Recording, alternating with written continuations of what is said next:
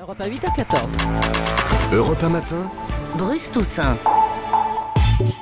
Avant d'accueillir François Fillon, qui est l'invité de Jean-Pierre Elkabbach ce matin, le vrai faux de l'info avec Laurent Guimier. Bonjour Laurent. Bonjour Bruce. Vous avez passé au peigne fin, justement, le grand discours qu'a prononcé François Fillon avant-hier. Bah oui, je vais me gêner.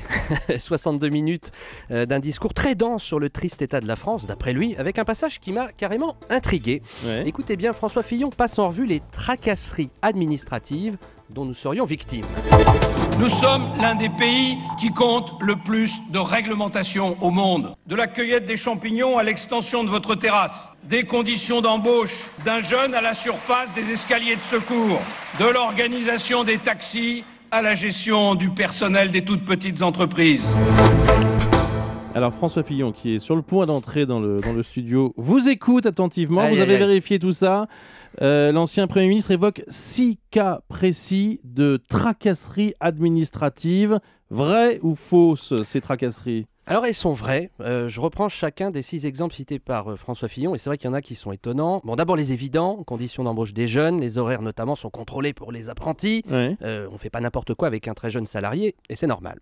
2, il y a la gestion du personnel des toutes petites entreprises, comme dit François Fillon, les TPE, très petites entreprises, allusion notamment, là aussi, à des directives européennes en matière de droit des sociétés qui s'appliquent à toutes les PME, et notamment les TPE. Les taxis, leur nombre à Paris est strictement encadré, prix fixé par le ministère des Finances également.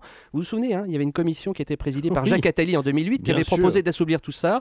Réforme en grande partie enterrée par le gouvernement Fillon, tiens, au passage.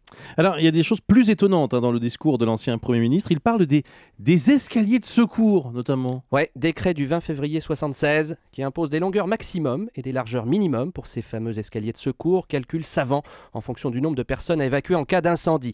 L'extension de la terrasse, article L123.1.7 du Code de l'urbanisme. Là aussi, il faut un permis de construire, mais seulement pour les terrasses surélevées d'une superficie de 20 mètres carrés. Là, il abuse un tout petit peu. Bon, et puis c'est quoi cette histoire de cueillette des champignons? C'est pas une blague. Je termine avec ça. Je vous invite à consulter le code forestier, dont la dernière version date de juillet 2012. Le ramassage est strictement encadré. Article L163. Il y a une loi pour les champignons qu'on Oui, ramasse. oui, parce qu'au-delà d'un ramassage supérieur à 10 litres notamment, c'est du vol. Il y a tout un tas de sanctions. Alors là aussi, je pense que le gouvernement n'est pas totalement étranger, le gouvernement Fillon, à ces mesures qu'il trouve dures à avaler. On peut dire ce matin que l'autocritique du quinquennat a peut-être commencé avec ce lourd dossier de la cueillette des champignons. Merci Laurent Guimier.